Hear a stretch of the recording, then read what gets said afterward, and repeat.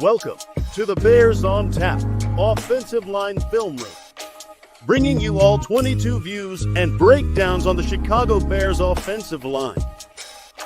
Presented by Quentin Q.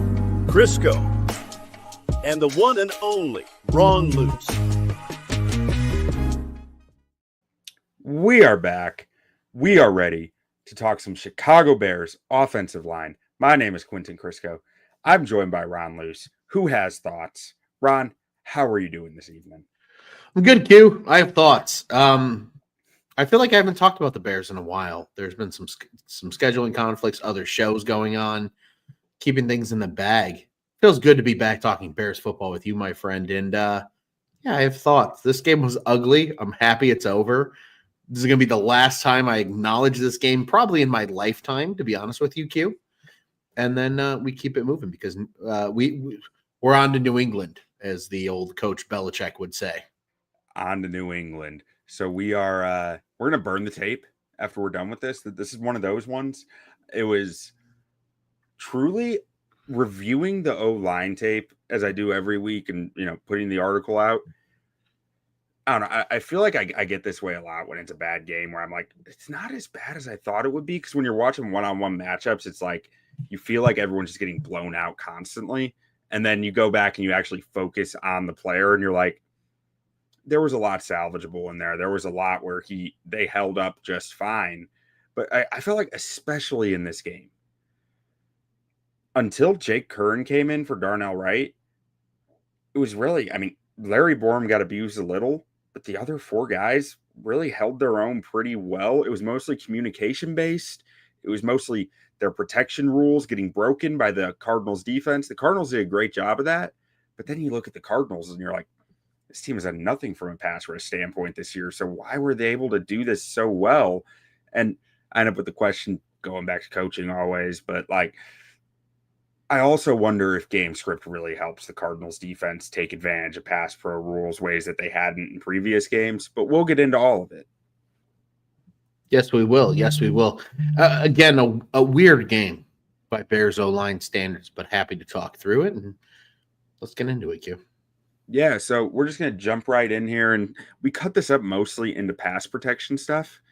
And on this first one, this was still early in the game before the Cardinals really took much of a lead. And I want to highlight down over here.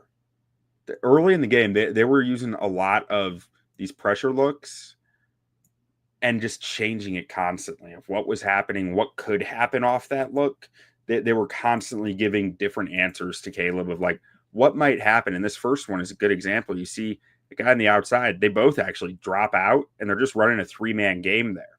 Bears pick it up well, but I wanted to include this because it set the tone for the whole game. They gave that look a fair amount throughout this whole game and it was constantly changing. It's one of those things, I think, Hugh, where they're trying to confuse a rookie quarterback. And along the way, you confuse an offensive line that hasn't played a lot of snaps together, right? Borom has not played left tackle with this group. Obviously, Braxton Jones and Amagaji being hurt is detrimental, I think, to the offensive line.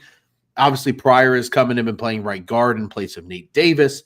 So, the consistencies of the offensive line have been absent for a large part of the season. But as you mentioned, they wanted to confuse Caleb. Hey, we're coming after you. And he's like, okay, cool. I'm going to have one-on-one numbers. And then all of a sudden there's 8 guys dropping back and Caleb's got to dissect the defense. They just wanted to give him confusing looks all day long. And they successfully did that largely for most of this game. Yeah. And just on this one, before we move on, I just want to give kudos to Matt Pryor on this number 7-9 there, just lowering the boom on him on that. That's a big jump. I think that's Dante Stills over there, who's a heck of an athlete, but boom, just takes him down, brings the boom, as the kids like to say. But moving on here. So again, we see this mugged up look on the outside. This time they got 2 guys over here. And they got 2 guys with their hands in the dirt, 2 overhang defenders here, both showing blitz. And then on the outside, you got a stand-up rusher. They change these guys up constantly, stand up, hand in the dirt, and you got the mic right here.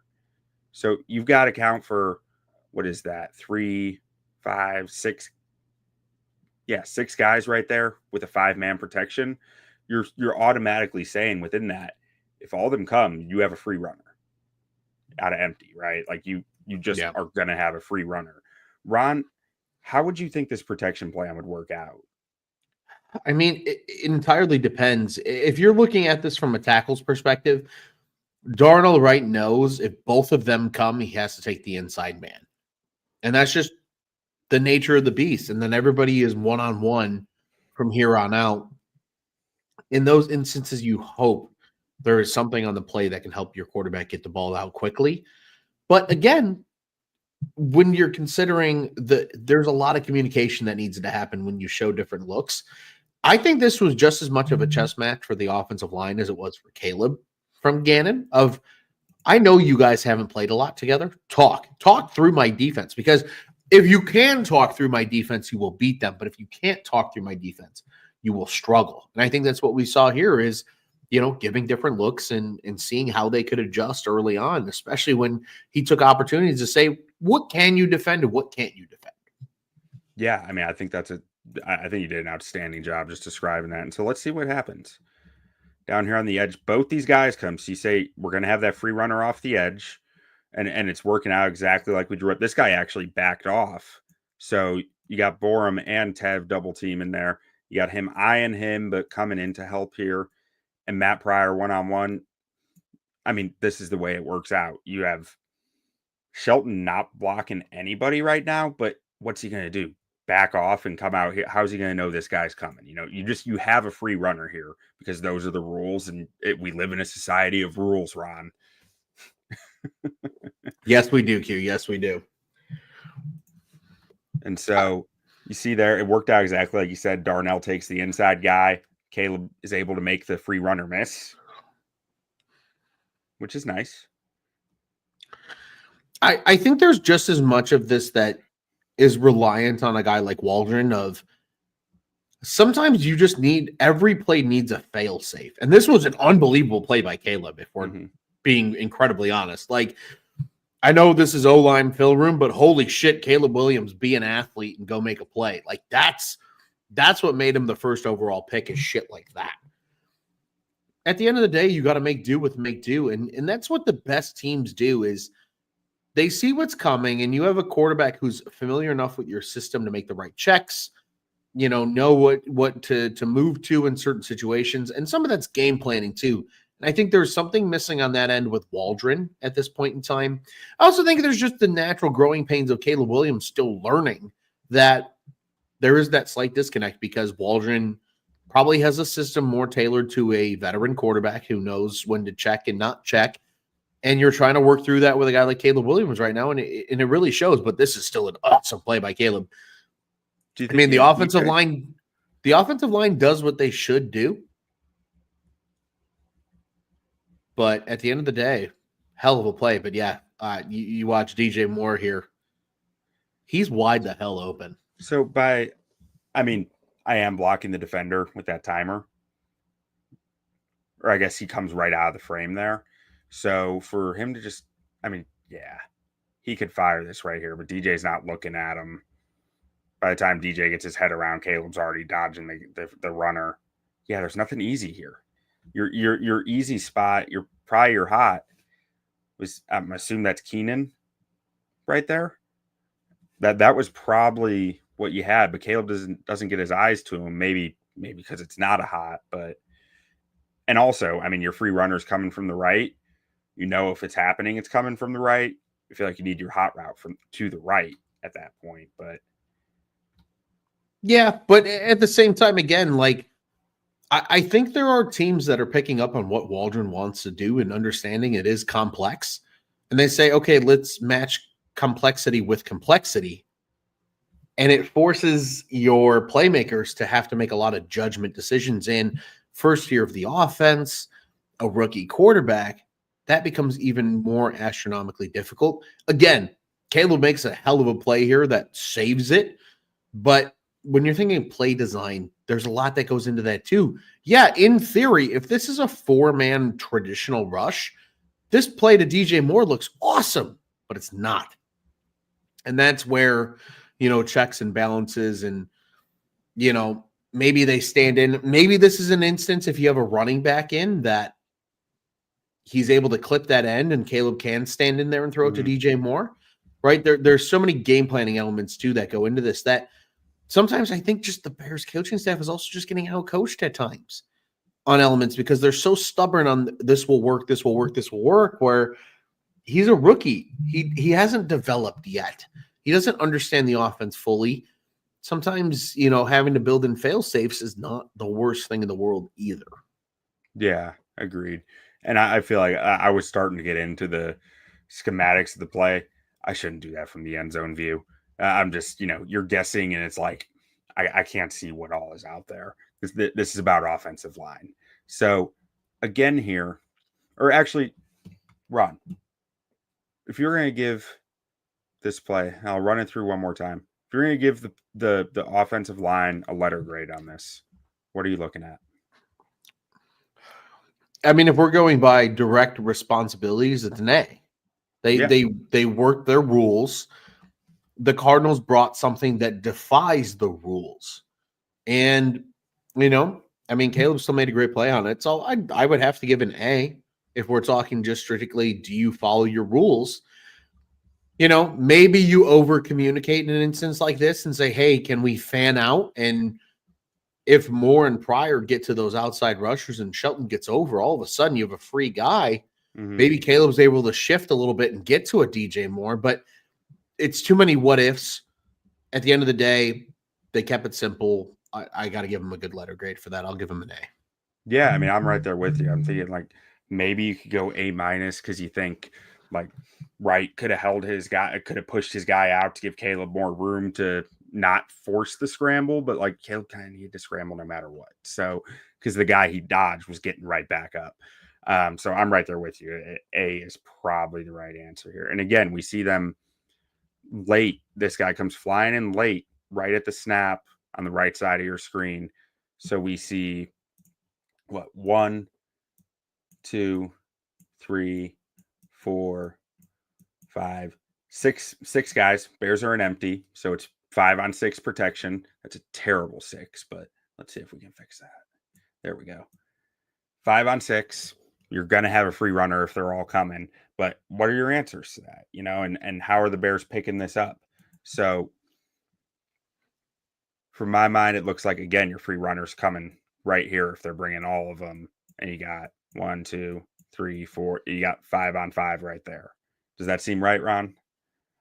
Yeah, I think it looked like the animation didn't show up. But I think if we're on the same page, you want the free runner to be coming from the side where Caleb Williams can see it. Right? Yeah. So in theory, Borom's one-on-one with the out man. And I think I might be a little bit opposite of where you're going here. Yeah, that's exactly what I'm thinking. Borom goes out. Yeah. 1, 1, 1. You have the backer if he comes. If not, then you have the end. But if all 6 come, he's your end rusher because Caleb can see him. Caleb can react to him. You don't want him coming from the backside where he doesn't see him. You always want to protect backside. If you have to go 5-on-5, you have to account for the 5 that are the most dangerous. That's backside to front side, inside guy. That last man on the line of scrimmage to the quarterback's vision side and arm side is the man that you would let go free. And if that happens again, feel free to speak up. I was drawing on our studio here and not on the screen I'm sharing. So just let me know. But let's see how this plays out. So they only bring 3. And it goes pretty much how we said as far as who they're picking up where. Yep. But Wright just gets beat on that inside shoulder. And that's just a good move by the D end. And I'm sure some of that is because Wright sets to thinking the backer's coming and then has to adjust to get outside to that end. And he's just got the better angle because he's coming from so far outside that, Wright has to just beat him up as best as possible. Maybe in that situation, if the other guys can kind of realize like, oh, hey, again, maybe if there's communication, hey, we got 6. If the left tackle and left guard and center drop and they've only got 1 guy, maybe one of them peels off and starts looking backside. Again, high-level IQ type play, but you still block it the way this should be blocked. It's really good play by the end the guy coming off the edge to beat Darnell Wright inside, force Caleb out of his rhythm and disrupt the play. Right. And it's like you said, Wright's responsibility is here. That guy is not coming. Absolutely. And then so he has a secondary responsibility, but that creates a bit of a hurry to get backwards, get vertical now, and just gets a little too linear, too vertical there, and shoulders outside, lights him inside. I mean, it's not, you don't want to see it, but in my mind, that's somewhat forgivable when you're talking. I mean, it depends on the play call some, but you're talking 3 seconds before the guy really is 2.5 there. And then you still knocked him down. I mean, I don't, that's like that rep from Wright, I consider to be like a C-. If C is fine, that's a C-. That's as good as it can get while still being a poor rep in my mind. I would tend to agree. Again, too, like, it seems like so much of this offense takes time to develop. Mm-hmm. They just don't have the offensive line to supplement that. Sometimes you need it. I think one thing that's a lost art in the NFL is every OC and play caller thinking that their calls can beat every defense the way they are. And usually that's correct. But you also have to just be honest with yourself of, if they get creative here and go goofy, what if they bring a heavy pressure and it's just 2-on-2 and a guy gets beat? It's okay to adapt things just a smidge. Maybe, a DeAndre Swift's cutting off his route and he's a true check down in this situation. So that way Caleb knows, hey, man, if you feel the pressure and you're uncomfortable, get it to the check down, make a play, move on. Because if you can dink and dunk a defense of this nature to death, they will eventually have to become a little more conservative to protect what you can do against them. And that's when the big play becomes available. And that's how this Cardinals team has been beaten this year. They haven't been beaten a ton. They're still a good football team, but they're 5-4. But when you have a young quarterback who, is figuring things out, again, the fact he gets away from this is still hilarious, absolutely hilarious. But I love they protected the way they should. Fell asleep. I love that the cameraman fell asleep. Like, he just look at how long it takes the cameraman to go, oh crap, he threw it. It's just like forever. Just thinking he's going to just like take the forfeit of a sack, but nope, he got out of it. This time we're talking 6 guys again, but we do have the tight end and we do have the back in there to help with it. So a lot of the protection here in my mind depends on the back and the tight end and what their responsibilities are within it. But 100%. If we were to guess here, so like we're gonna say probably center on the mic, right? I mean, center on the mic is always the case, but center on the middle linebacker here, who's threatening, or could that go either way, really? Like, or it could go any. It depends. It depends, too, right? I think in this instance, if I was, the offensive line can block this 2 ways: is the back staying in to help, or is the back departing? That's the biggest key here, because if the back is departing, I see a 3-on-3 with the tight end. I would almost argue if the is the tight end staying in the block, right? If you have that 6th protect man, that entirely dictates the protection, because if Swift stays in, what you have drawn up is correct, because then it's 3 for 3 on the backside with the back. Let's assume that we got Komet here. He's just going to chip, right? If anything, he's going to chip, release, and run a route out. So then at that point, you're saying Tev on the down lineman. What are the rules with Borom here? Like, or does that vary from team to team? Because I felt like there were multiple times where I saw Borom take the inside guy here and the back chip the outside at least or something. And multiple times where I saw Borom take the outside guy, the back hit inside. In my mind, if you have a running back taking on a backer, I want the running back getting downhill on him, because that's the best chance he's going to have. And that's where trying to get outside. I think that's where it depends, right? Because again, are you sliding a certain direction too, right? The slide side dictates a lot of things as well. If you're sliding, and maybe the rules are different from play to play. Again, we're not in an NFL locker room. I don't know the NFL playbook, but from my experience in college, typically the back always took just the free rusher, which was usually the backer coming from the inside. But in the NFL, where things are more complex, you absolutely might have instances where the OC feels more comfortable with that backer being picked up by a tackle. And then as you pointed out, that really far outside rusher being chipped by a guy like Swift on the way out, or just full-blown picked up by a guy like Swift. It entirely depends. I think Teven is for sure on the down lineman, but I think it depends on the protection and where you want the slide to go, where the reads are and things like that, that will dictate how Borom and Swift pick up those two men on the left side.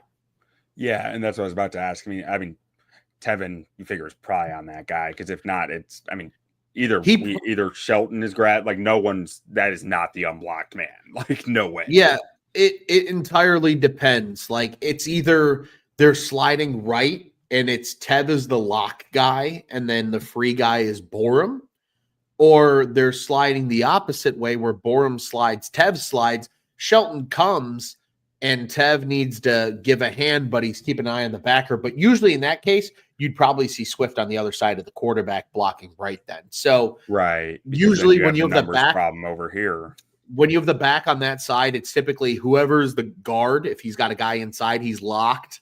And then it's 2 for 2 on the outside with everybody else sliding the opposite way. Okay.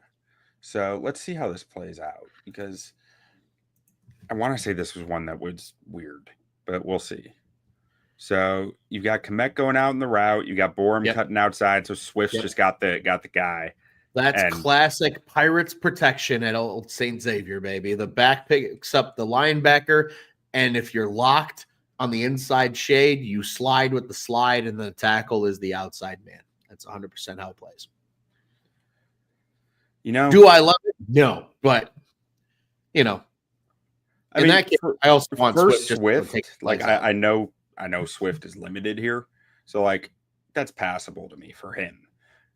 I think next year what I got to start doing with this stuff is grading the tight ends and the running backs, because it's become really apparent just how often the running backs and the tight ends are what make or break a protection. 100%. That's the thing about the NFL, where when you look in college, it's usually a 5 with maybe a back, almost 99% of the time. It's when you get to the NFL that the tight end is a part of protection and non-protection becomes a thing, and the backs are asked to do more. And again, it's the NFL. It's complex. It needs to be at that level. So, they're just as much a part of the protection as the offensive line is. It's how are you going to utilize your O-linemen? Who do you want them to cover? Whose matchup do you feel better against? Do you feel better with your back against a blitzing linebacker? Or do you feel better with him against an edge rusher who's a really wide 9, dare I say 11 if it existed in terms of lineup? It's all about figuring out what you're comfortable with. And again, this is a good play. That's a nice catch. Rome Dunze, another 100-yard game too. I know you guys talked about it on the post-game show, but he's continuing to ball as the X receiver in this offense. So now again, we got empty, another 6-on-5. There's a trend here. When the Bears were in empty, they really like to get in 6-on-5. And so I'm looking at this as most likely in my mind 1, 2, 3, 4, 5, and your free runner over here. Assuming that there's action to the right, because I see this 34 hanging over. I'm assuming there's a trips formation, or at least 2 guys standing right there. Yeah, and some of this too, again, we also have to, this is where the Caleb and the quarterback-driven offense from Waldron comes into play, is if you have a trips to that side and you do your math and you say, I've only got 2 for 3 over here, that end is probably peeling off and taking the flat, then maybe that is the scenario where you call this kind of protection. But in theory, if we think the play is quick or quick enough, maybe I almost want to let the end go and have Borom take more of a kind of a vertical set where he can still catch the backer if he's coming. If not, he can still pop outside and take the end. and play it that way. And then it's just Tev on down lineman, Shelton shifts, Pryor shifts, et cetera, et cetera. And then, Wright's looking for that guy on the backside. Again, there's so much additional things that go into it with the formation and things like that. Because if it's a short play, if it's a quick play to the short side of the field, that far side guy on the left hash is probably not getting to Caleb on the right half. Right. Whereas the guy on the other side maybe has a little bit better of a chance, especially with extra numbers coming from that way. So, again, it's calculated decisions. It's formation. It's where's the ball supposed to go. This is why I think we're seeing the growing pains that we are from Caleb is teams know that Waldron's asking a lot of him to be the decision maker and the kind of the doomsday judgment, court of sorts for each and every play. And that's a lot to ask from a rookie quarterback. I think he's done it admirably, but there's ways you can take advantage of that. And I want to point out something that I really like that I'm seeing a lot of defenses doing right now where, like you mentioned earlier, I mean, the protection rule here for Darnell is inside man, right? Inside track is the quickest to the quarterback. That's the guy you got to protect there. But I feel like both these guys are probably equidistant to Caleb because of the way 44, I think that is lined up a few steps behind. He's the inside man. So Darnell's Wright's rule is to get the inside man, but the end might actually have the faster track to the quarterback. And that's where I think you get some of this playing with the protection rules that's really kind of coy.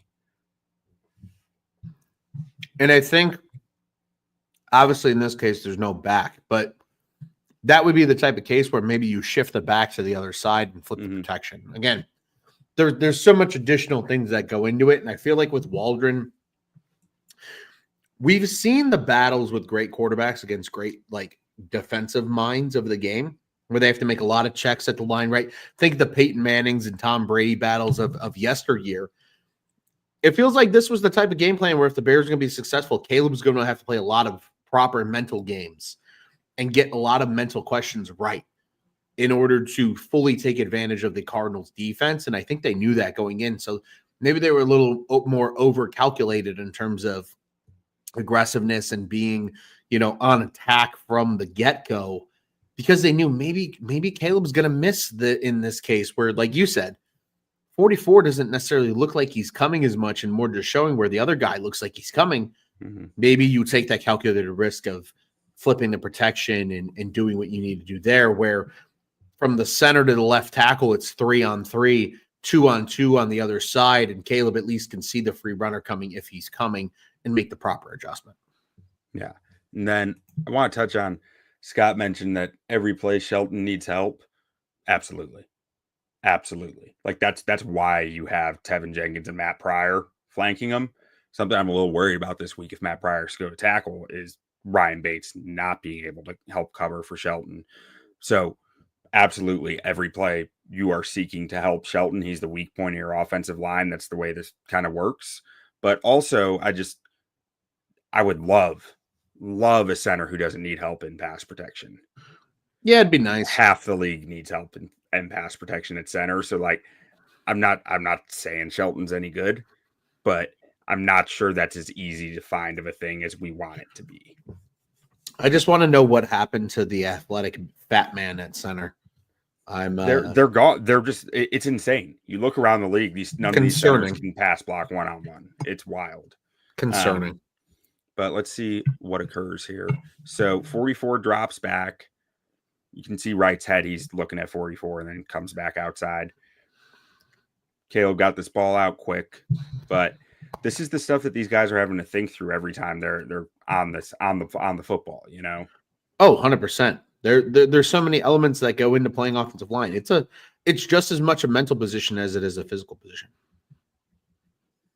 And the O-line does a solid job. Their ball's out in 2 seconds, so it's not a overly important one.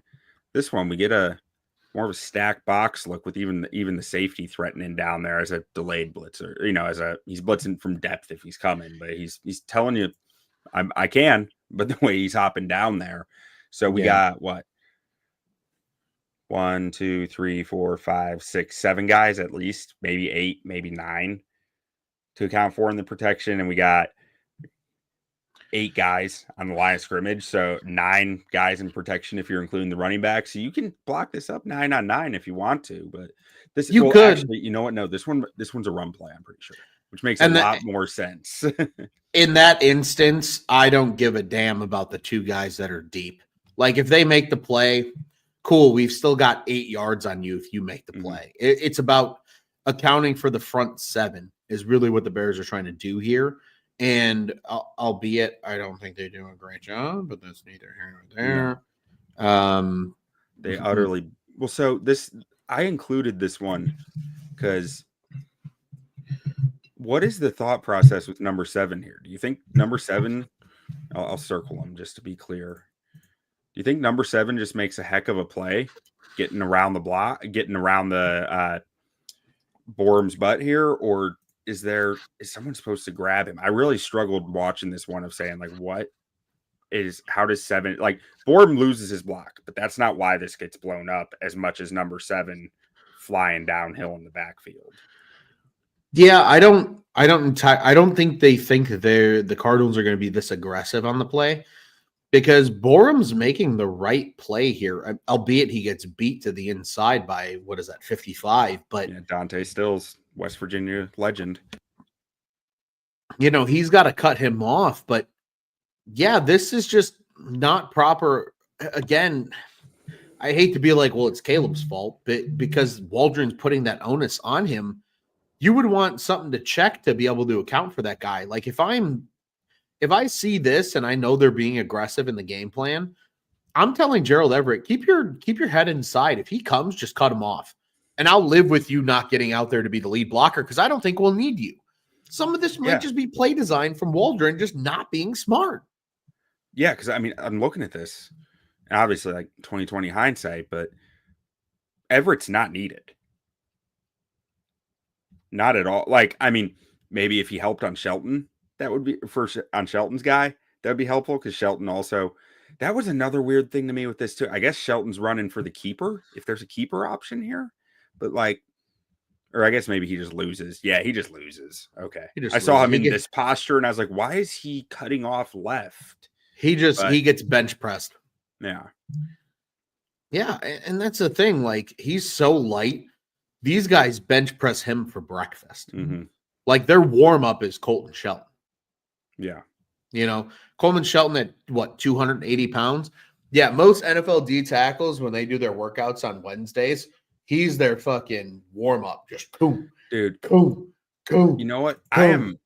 I am blown away by his PFF grade. Utterly blown away by it. Like, why is it good? Yeah, he's the 11th best center in the NFL according to PFF. Shut the fuck up. Or I thought it There's was 11. no way. Oh wait, I gotta put the filter on for starters. Yeah, 11. Stop it. They gave him in pass pro. He's the. I need to watch every center below him and figure out if they're that bad because there's not he's the 16th best in pass pro, and that's where I'm like, no way. I mean, these numbers have to be adjusted for 2 centers somehow or something, but like, because I'm coming like my grade for him, and I'm usually somewhat similar to PFF with my grades. My grade for him is like a 55. It's not. It isn't, and it's lower for pass pro, I'm pretty sure, than run blocking because he's a better run blocker. But like, yeah, some of these grades, I'm just confused by, and I do think there's a real offensive line problem in the NFL right now of like, aren't enough good offensive linemen out there, and the grades are representative to what the league is. Like, if average has gone down, that means a 60 isn't what a 60 used to be, like. True. I will say we must appreciate Creed Humphrey for what Creed Humphrey is, being an elite center in this NFL. Oh, dude. When the Chiefs drafted Hunter Norzad, I was like, does this mean they might let Creed Humphrey walk? Does this mean Creed Humphrey might be a Bear? I got so excited about it, and that just didn't happen. Would have been nice. I would have paid Creed Humphrey a blank check. So on this one, we got 7 guys threatening 6 in the protection with the running back. I mean, maybe you'll get Cole chipping down, but from that angle, I don't think Cole's in the protection much. He's just a chip at most. So you got 7 on 6. I'm assuming Roschon's going to be in the protection. He's probably in this play just in case he needs to be in the protection.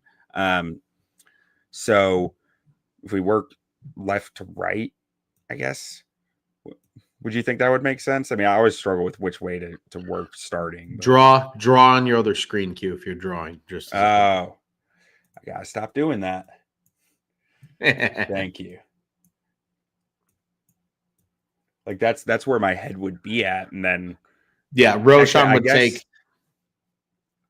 I guess maybe you would do that, and then Roschon takes him. But either way, yeah, it depends. Either Roschon takes the inside coming guy. I think if with the guy on the line, the tackle would take him, and Roschon would take the outside rusher. Whichever one comes, if they both come, he takes the inside guy. Mm-hmm. And again, if he takes the inside guy, and they're both coming, there should be something backside that's going to be open. But again, realistically, which one's the inside guy? One's lined up right behind the other.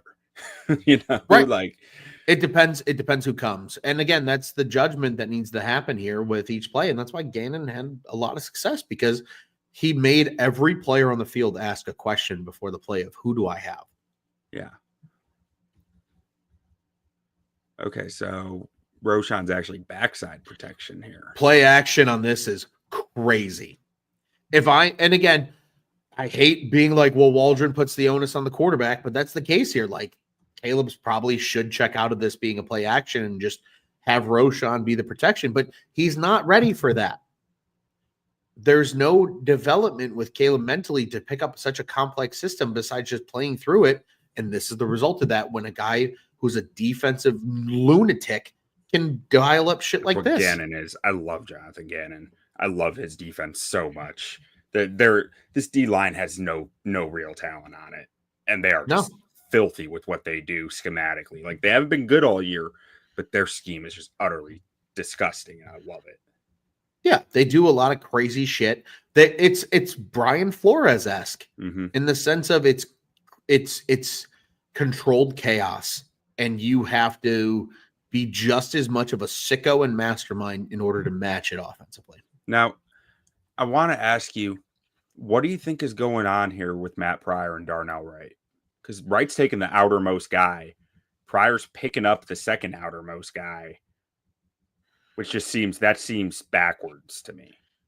Again, I think the protection was probably called wrong here, where Caleb called it to be like a right slide with Roschon coming across on the play action to pick up the other guy. Based on the alignment, you'd probably want to check out of that. If anything, a full slide here, right? Like, you look at their feet coming off the ball, they're all sliding right. If anything, you probably would have wanted Roschon on the other side and said, just flip the protection, and it probably would have picked it up properly. Again, it sucks because it's on Caleb as a part of the offense to make that adjustment, but that's a lot on a young quarterback, and that's why Gannon came at him with the shit that he did. And I got to give Shelton kudos here. Shelton's holding his one guy, getting enough of a hand on the other guy to let Caleb get that football out. Like, he has crap that on him, but that's savvy. That's nice. He has that will to win. The TW, as we say at Four Feathers, Q. He has I love that. I love that because that speaks so much to O-line, speaks so much to how much I enjoyed watching Lucas Patrick last year, even though he was god-awful at football, because he had that will to win every single snap. Even if he got, dog walked, he was given everything he could. And like, I don't know, I think Shelton's better than what Lucas Patrick was, but it's not by a lot. Hashtag TWTW, Q. You'll come to love it and use it all the time. Hashtag TWTW. Absolutely. All right, so on this one, we got a little more stretched out here, but little more feels more capable just based on the 1-to-1 ratio. You got 6 on 7 here, essentially, in the protection if you need it. And I would think, you think Roschon should have been swapped over the other side if he's in the protection again on this one? Or is it maybe call dependent? Maybe. It's also call dependent. It is call dependent because there's also an instance where, because they're on the right hash, they might want the back on the right hash just from the play design. And that might be an instance where Gannon sees that and goes, I want to bring pressure off the left or off the wide side of the field because I know I'm going to create a disruption over there. And that seems to be the case here, right? Just they give Kmet enough of a show, and guys are coming and guys aren't coming, and Wright doesn't know what to do with himself. And again, everybody's questioning everything on every single one of these plays because you don't know who's coming. Shelton has to respect the mic coming up potentially up the middle. Like there's a lot of you start playing what if games, and it screws with you, especially if Roshan's coming across the protection thinking he needs to come backside, and maybe he's not needed backside. Maybe this is just really good schematic game planning from Jonathan Gannon because it seems like he knew how to attack every single Bears protection this week based on just different crazy, goofy looks.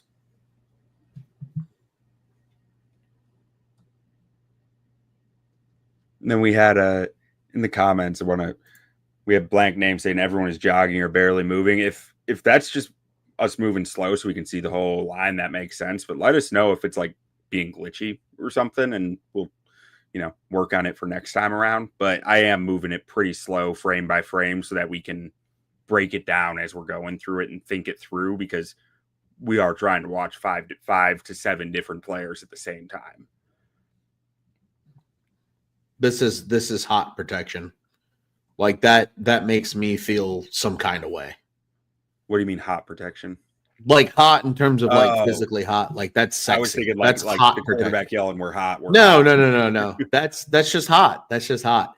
They did exactly what they should do here. And yeah, Wright gets beat, you would argue, to the outside, but he keeps him wide enough outside where Caleb's able to step up in the pocket and still make a throw. Like this is nice. I don't know. To me, that's not even beat. It's not beat, but again, he's got to run around, and if Caleb doesn't throw that football, there's time there for him to get there. That's what you're taught to do, though. If you're going to get beat to the outside, just run them around the pocket. And if the ball doesn't get thrown, it's no longer your problem. It's not always on the offensive line to protect either. Half of it's the quarterback getting rid of the football, and this is a good instance of that. Caleb makes a nice throw downfield. The offensive line does what they're asked of. This is applaud worthy. Yeah, that one was nice. Ooh, this is a fun one. Oh boy. I mean, the second they put Swift in motion, this dude's flying downhill on it because he's like, "Oh, I don't got a green dog anymore. I'm good. I'm coming." Like that's straight up. He's just like, I was green dogging. I did have to watch Swift here. But if Swift's motioning out, I'm free and I'm going to have fun. Like, yeah. Again, there's rules to the defense, and that's certainly one of them here. And that on the fly, because you're tying the motion to the snap, right? You're tying it. It's all timing, and you're having to hope your offensive linemen all see that.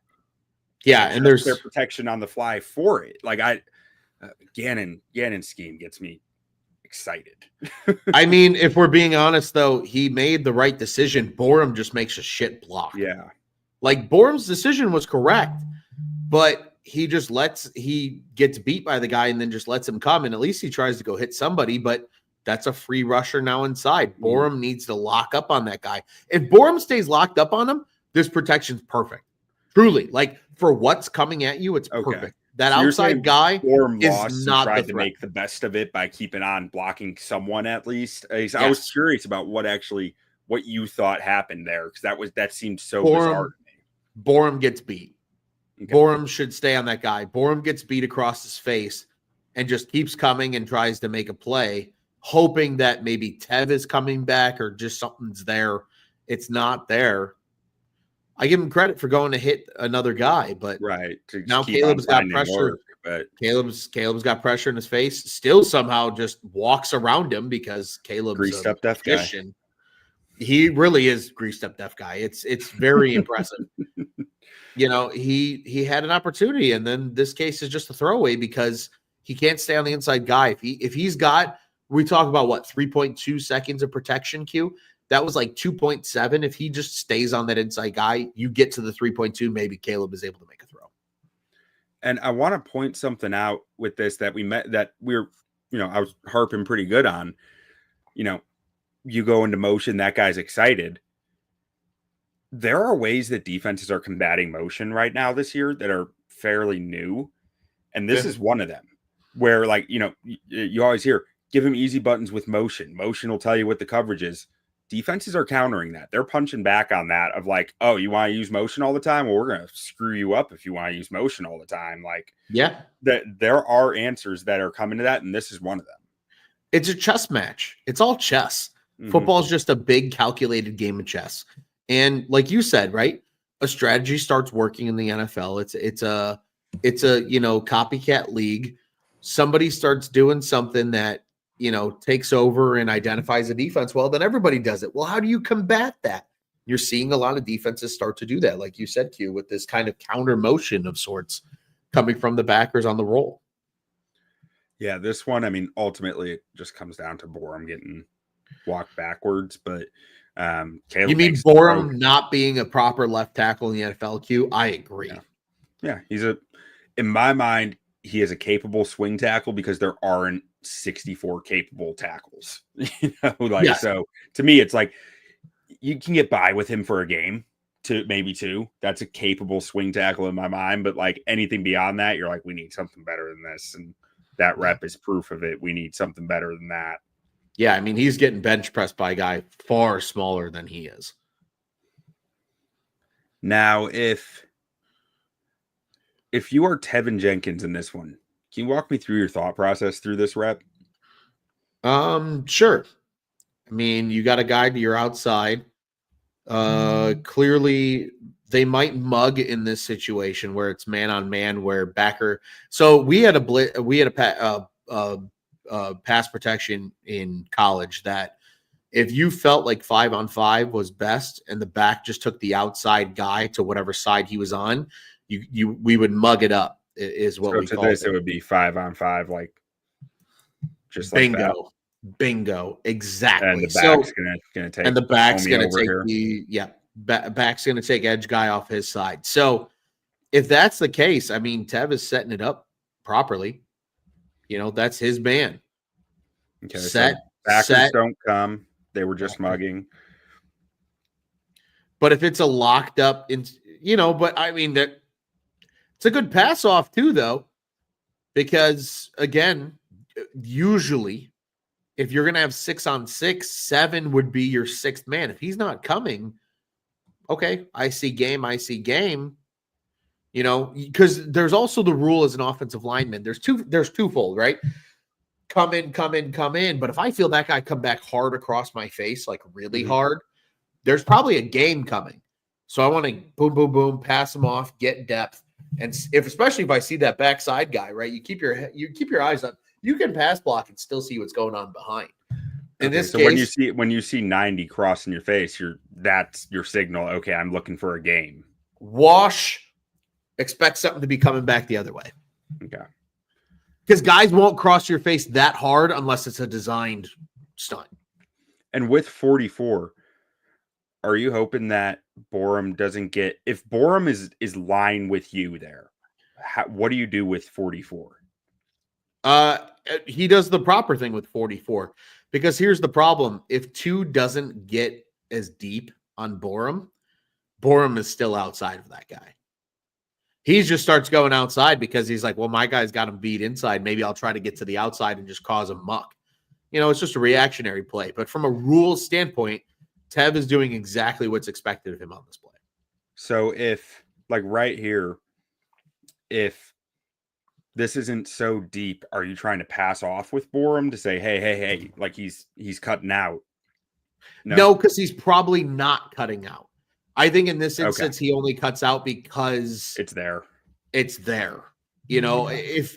the end is still really far outside and he's been kept out there by the left tackle, that backer's probably supposed to become coming from the B gap. Okay. And we'll probably touch on some of that a little later too, because there are a lot of instances where a guy is cutting from like outside of Tev to outside of Pryor and trying to jump over Shelton and just almost taking him out of the protection that I saw that were interesting too, where it was like, how do you even communicate that? Because you don't have time to communicate that. Exactly. It's a lot of it's also reactionary too. Sometimes you just got to go with your gut and react to what you see in front of you and trust your instincts as an offensive lineman to what you're coached. Oh, this is a fun blitz.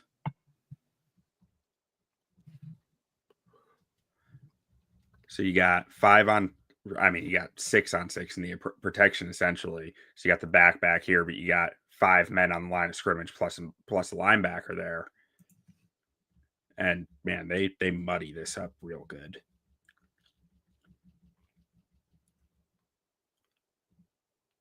I mean, Bears pick it up well. They do pick it up well. That's about as good as you can pick it up for what they're bringing at you, if I'm being honest. And so I'm almost getting to this point now, thinking it through of like, there were just no answers. Either that or Caleb missed his answers. Because when they're bringing 6 guys here, 5 guys here, 5 guys with a green dog on the running back, like you're occupying 6 guys in this protection. There just couldn't have been answered. Or, well, I mean, I guess DJ was your answer and Caleb missed it. Because this one was the one where DJ had the walk-in touchdown. Yeah. Yeah, and it could be. And even then, again, 44 is covering him up a little there. I mean, at least early in the progression. But Caleb didn't even look at him, so it didn't. I was going to say, I don't think that play was designed to go to DJ. And again, that's where, as he gets older, maybe he knows what's coming and he understands.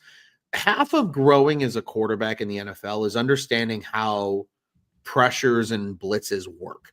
Because if one guy is coming from a certain area of the field, it means he's vacating another space. It's like spacing on the floor in basketball. All sports are spacing, right?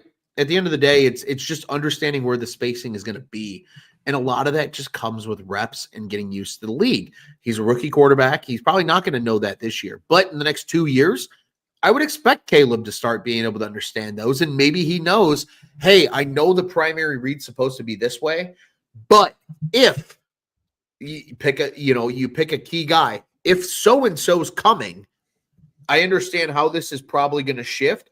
Then I know I've got DJ backside. Maybe that's where you make that adjustment. So it's, you look him off, you're coming back, and as soon as you see him, you let it rip. Yeah. Now look at this one. Look at 44 here. 44 is hiding from the center and the quarterback.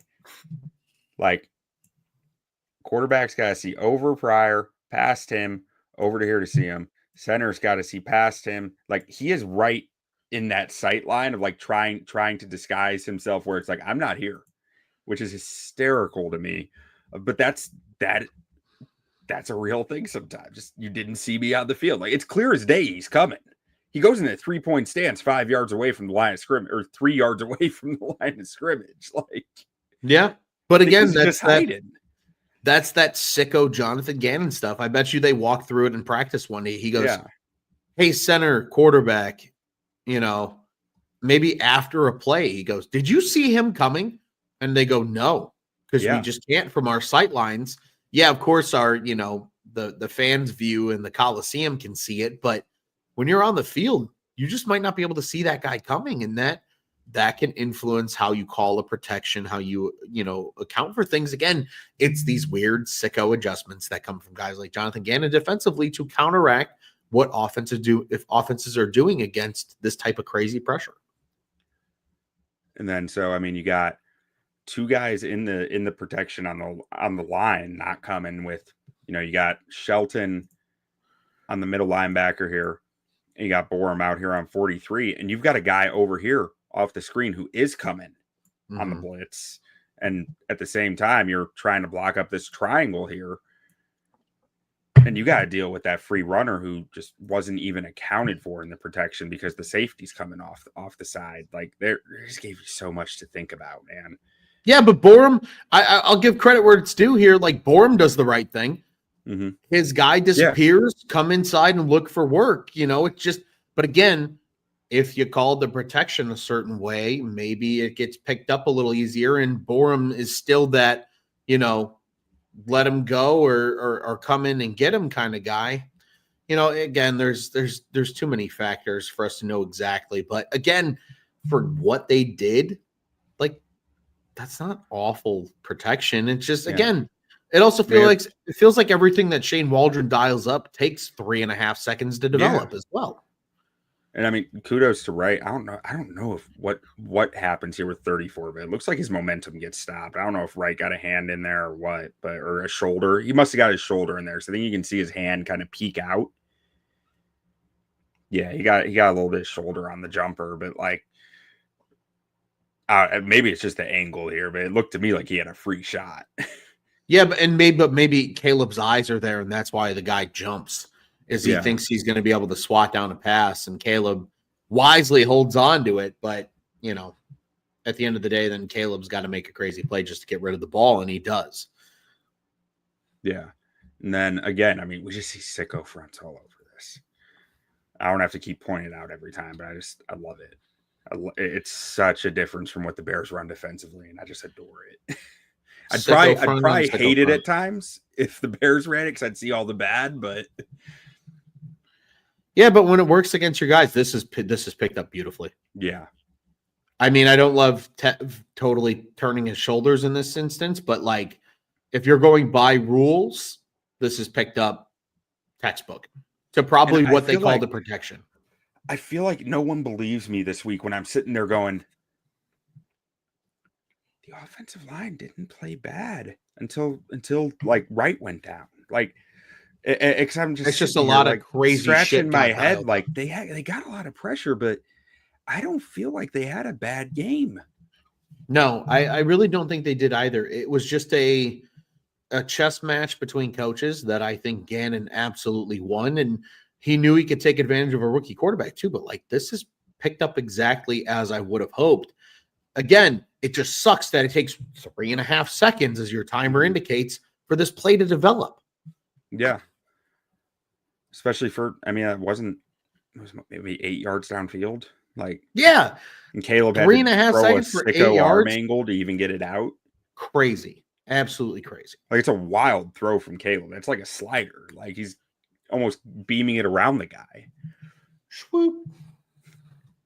But, I mean, also that's... You see who it was, too? It's Keenan Allen. Mm-hmm. It takes him 2 seconds to get into his dig. Yeah. And it doesn't even go to Keenan. That's the crazy part. It ends up going to... that not Keenan? Oh, you're right. Keenan's downfield. That goes to Roma Dunze. Yeah. Someone's got to speed up within this stuff, man. Like that's probably your second read on the play because Keenan doesn't get open. Well, yeah, because the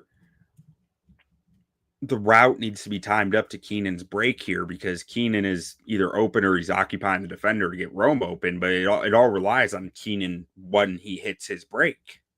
Exactly. Which is like it. That's not what Keenan Allen does. That's not what he's here for. Like, stuff shouldn't be based on the timing of his route development. Nope. He's too slow for it. He's too slow to do that. I mean, I don't know. Maybe he was fast enough in LA last year. Something tells me it probably was just a lot more option routes than anything. I don't think stuff should be based on that. But either way, I mean, that's just an example of complementary football between the skill positions and the pass protection and how it impacts it. 100%. Speaking of compliments, this is a beautiful compliment of what I would like to call good protection. Yeah.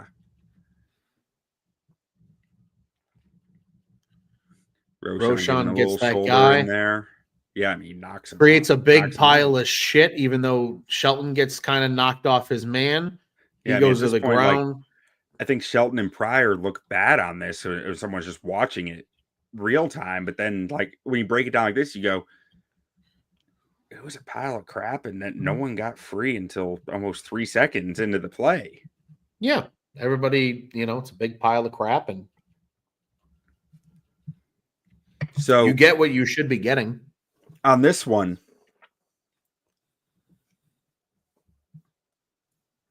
I don't want to say the term that I'm going to say, or that I was going to say, but Caleb is, he doesn't need to run here. He can get that ball to Roshan right there. Yeah.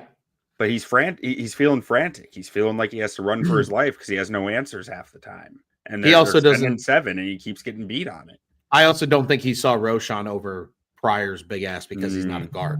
Probably. That's probably a good call. I mean, that's one of the issues with playing Pryor. He's 6'8". Yeah, he's huge. He's literally 6'8", and he's just half the field wide. Yeah, he's a big dude. He's not your traditional guard by any means. I just don't think Caleb even sees Roshan here. Yeah. And by the time he does, it's too late. But, like, I mean, that's a clean pocket right there when he decides 100%. to take off. 100%. But again, he doesn't see Roshan. So to him, there's no answers. Yeah. When there's 100% an answer there in Roshan, if you have a 6'2" guard, I bet you he sees Roshan. Yeah. So this one, I mean, now we're getting into some more typical fronts even. Like, I mean, this is 5 on the line, I guess. So I missed number 2 behind the goalpost there at first, but getting skinny behind that goalpost. They're hiding from me all over the field, Ron. They're trying to hide from Quentin's glaze. But like this one again, it was just you have all the down guys stunting left and the blitzers rushing right. Like it's fine. Very well done. Yeah, it's fine. First level first. You take care of the penetrators. Mm-hmm. Always worry about the penetrators. By the time that Caleb's getting rid of this ball, it's a team game for a reason. Like, yeah, this is exactly what you want in that play. Just Keenan doesn't catch the football. Yeah, just Keenan doesn't catch it. So now we got 7 guys in there. So this is either a run or play action because I mean you're too heavy to not be at least one run. Okay. Yeah. Oh yeah, this one was just Komet. You mean asking a tight end to block one-on-one against a D end? Yeah, because that's really freaking smart. The concept, especially to the play side. No. Against LJ Collier, who LJ Collier is not a Pro Bowl player, but he's like a 280-pound defensive end. He's not a slight guy. He's not a guy who you're asking Komet to go blow up. He's a guy who're saying if Komet can stalemate with him, you're lucky. Right. I just don't think it's a good play call. I think what they do here is fine. Because if you factor in if let's say Komet's a left tackle and he stalemates that guy at the line of scrimmage, like there's a hole there for Swift. Mm-hmm. Yeah, it's all locked up fine otherwise. The concept, Waldron's offense to me is the concepts make sense when you have the right personnel, but they don't have the right personnel for the concepts. Mm-hmm. Yeah. On the whiteboard, it looks great. On the whiteboard, it looks awesome. Execution, like effort to execute, isn't even bad there. It's just ability to execute. There's also not making that block. I love seeing the quarterback throw a block. I know they shouldn't be from an injury perspective, but like that's cool and tough. I have respect for my quarterbacks and offensive lineman when I see him out there trying to throw a block for his running back. Don't do it again, Caleb. Next time. Yeah, don't do it again. But like, snap you in half. You get I can't believe 52 didn't snap him in half. If I'm being honest. But you get a gold sticky star. You still get a gold sticky star. You tried. Oh yeah, absolutely. Just smack that thing on the helmet. Yeah, like a bucket. Goes right on the back.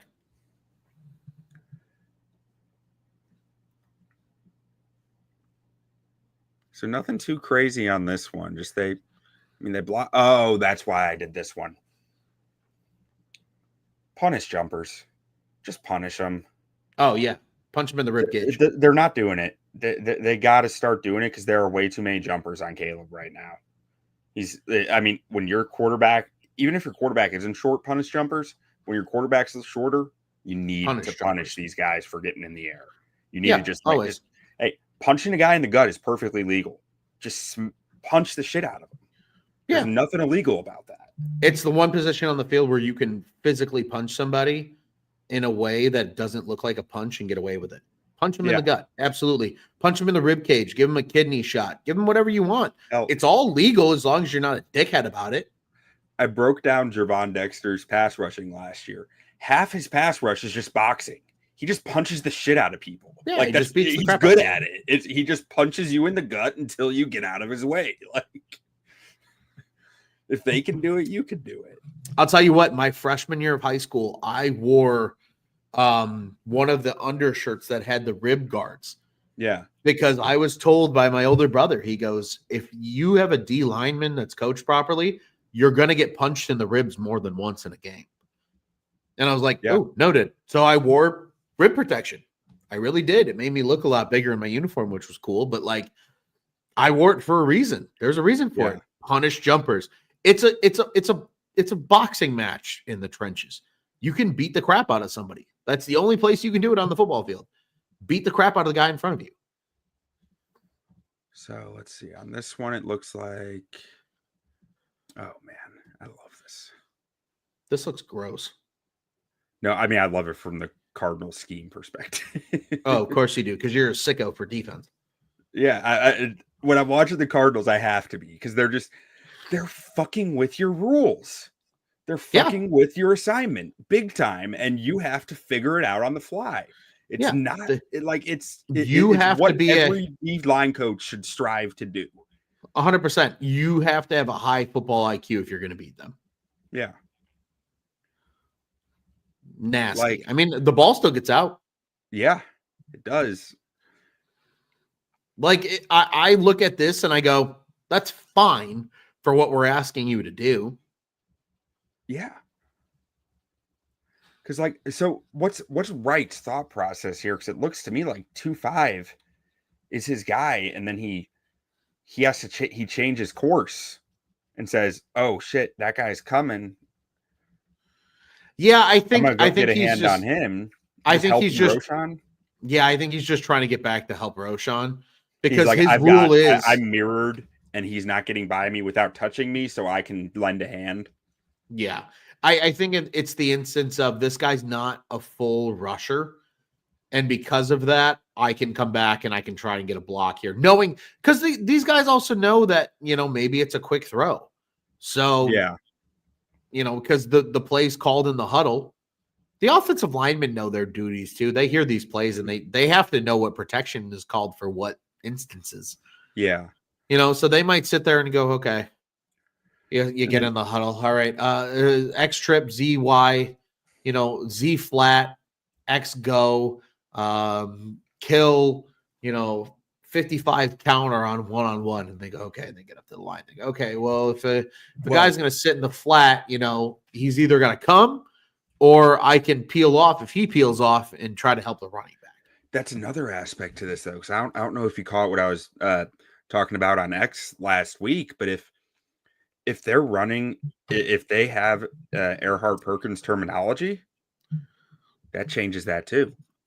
Right. Where if it's not, X go, Z flat, Y corner, it's sword. Your offensive linemen have to know what sword means if they're not gonna play every rep like it's an 8-step drop or 7-step drop, Right. Exactly. There's a lot being asked of everybody on the offense in this instance, which is fine as long as they can do it. It's like, right. And it might take time to get there, but like we're running out of time. Ain't that the truth? What do you think about Tev's spot here? It's fine. You think he's a little slow to get to that 3-4? You think it's just they? No, I think he's just trying to give a hand to 3-4. I mean, he gets the penetrator. I'm not mad about what he does. Again, they don't run normal shit on defense. Like you said, it defies the rules. Yeah. So these guys are just playing football. Like they're using their instincts and trying to make a block. And again, if you get the first level first and then you peel off for a guy coming late, I'm fine with it no matter what you get on him, as long as you get that first level first, because that's the most dangerous guys. I mean, I'm excited. Look at it. Like, I love it. I love chaos. Proper chaos. Especially, you might have had to account for what when the protection was being called. You might have been accounting for. I'm pointing at my screen like y'all can see it. You might have had to account for him right here too. Like, and then he's dropping out right at the snap. Like, yeah, he's probably not accounted for. If I'm being brutally honest, he's too deep to probably account for in terms of protection. Even when he was up there? The only way he's accounted for in that instance is if 44 and the other DN bail.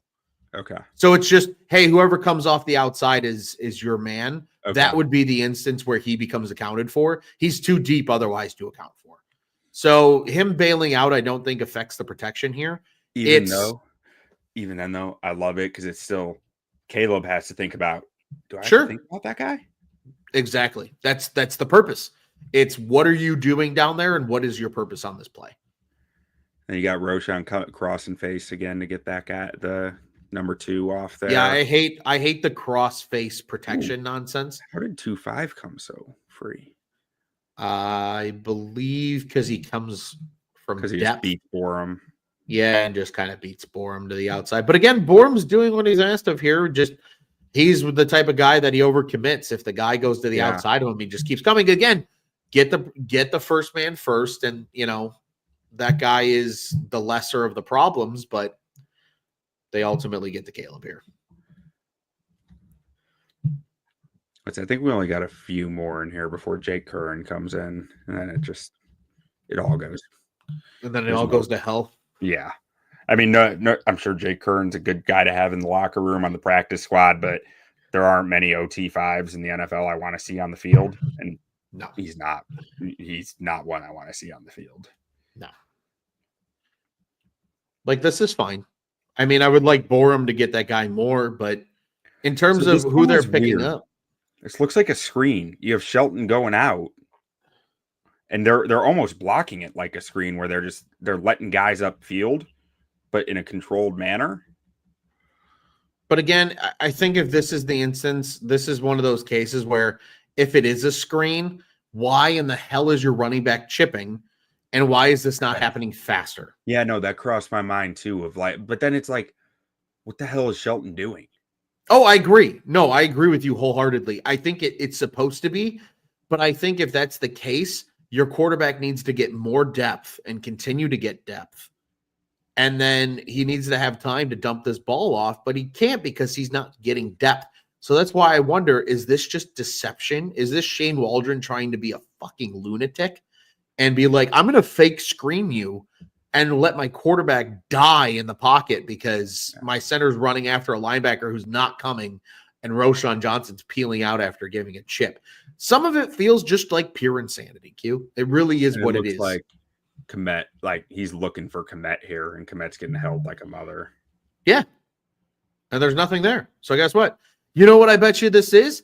An extension of that bullshit ass play that they played in Jacksonville or in London that got us all excited. The one that was awesome, and now they want to spam over and over and keep building off of. But like, this feels like that instance of fake the running back screen and try to throw it to Komet down the field to try and bait defenses into it. It don't work anymore. You burned your one opportunity to use it. Now get creative. If you're going to use it, you got to actually throw one of the screens. Make people respect Komet going downfield, not the other way around. So again, it's like I'm sitting here coming back. I had a hard time. Like, they weren't the best blocks ever, but like it's not the worst blocks ever either. Sense. It's like you're looking at it and you're like, why doesn't this work? Yeah, like it's just whatever they're trying to do, they're clearly trying to do something. And this one, okay. So this free runner coming in, I thought this was on the back. But then Lester Wiltfong over at Windy City Gridiron said to me, like, no, the back should be shifted over to the left. I think if this is, which again, it's very much like what we're saying. It depends on the call, but you would think that you'd shift the back over if that's on the back. That's probably on Tev on this one, but yeah, but I wasn't sure. when he's coming at the last second like that and he's timing up the snap, this is an instance where too, if you're Shane Waldron, you need to change the snap count